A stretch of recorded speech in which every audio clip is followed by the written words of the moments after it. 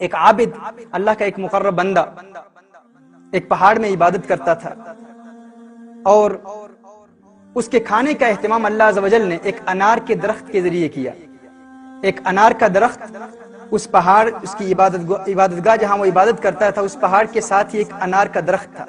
ہر روز اللہ عز و جل اسے 3 انار عطا فرماتا، وہ 3 انار کھا لیتا، اور وہی اس کی روزی تھی، وہی اس کا رزق تھا، اور وہی اس کے لیے کفایت کر جاتا۔ اللہ عز و جل کو امتحان منظور ہوا، اور اللہ عز و جل نے اس کا امتحان لینے کے لیے ایک دن انار نہیں عطا فرمائے۔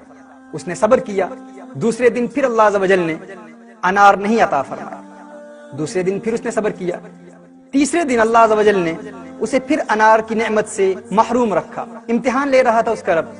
اب وہ بھوک سے نڈھال ہو کر، پریشانی میں مبتلا ہو کر، بہت زیادہ گھبراہٹ محسوس کرتے ہوئے اس پہاڑ سے نکل آیا۔ نیچے آتا ہے تو ایک غیر مسلم کا گھر ہے، اس غیر مسلم کے گھر پر دستک دیتا ہے، اسلام کے منکر کے گھر پر دستک دیتا ہے، اور بھیک مانگتا ہے، سوال کرتا ہے۔ اس غیر مسلم نے اسے 4 روٹیاں دی۔ وہ 4 روٹیاں لے کر جب اس کے گھر سے باہر نکلتا ہے تو اس غیر مسلم کا کتا اس عابد پر بھونکتا ہے۔ وہ عابد اس کتے کو 1 روٹی دیتا ہے، پھر کتا بھونکتا ہے، پھر دوسری روٹی دیتا ہے، پھر کتا بھونکتا ہے، تیسری روٹی بھی دے دیتا ہے، پھر کتا بھونکتا ہے اور چوتھی روٹی بھی دے دیتا ہے، لیکن وہ کتا ابھی بھی بھونک رہا ہے۔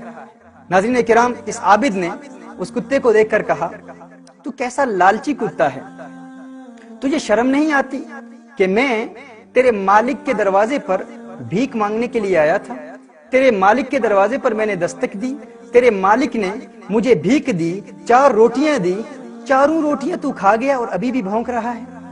ناظرین کرام، اس کتے نے جواب دیا، اس نے کہا، اللہ عز و جل نے اسے قوت گویائی عطا فرمائی، اور اس کتے نے کہا، ہاں میں بے شرم ہوں، لیکن تجھ سے زیادہ بے شرم نہیں ہوں، تجھ سے زیادہ بے شرم نہیں ہوں۔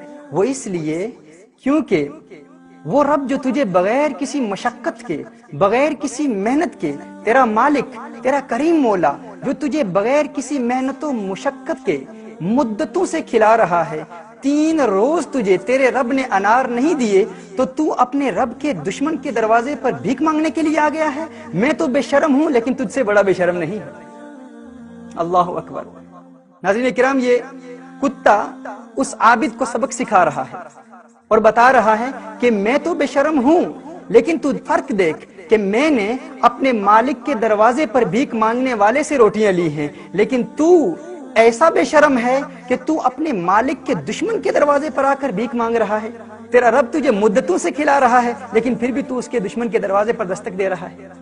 ناظرین کرام، یہ وہ سائنز ہیں، سگنلز ہیں، جن کے ذریعے اللہ عز و جل اپنے بندوں کو واپس اپنے راستے پر لاتا ہے۔ اگر ان کے قدم لڑکھڑا جائیں، اگر وہ بہک جائیں، راستے سے، حقیقت کے راستے سے دور بھی ہو جائیں، تو اللہ عز و جل اپنے مقرب بندوں کو ان سگنلز کے ذریعے، ان سائنز کے ذریعے واپس اپنے راستے پر لاتا ہے۔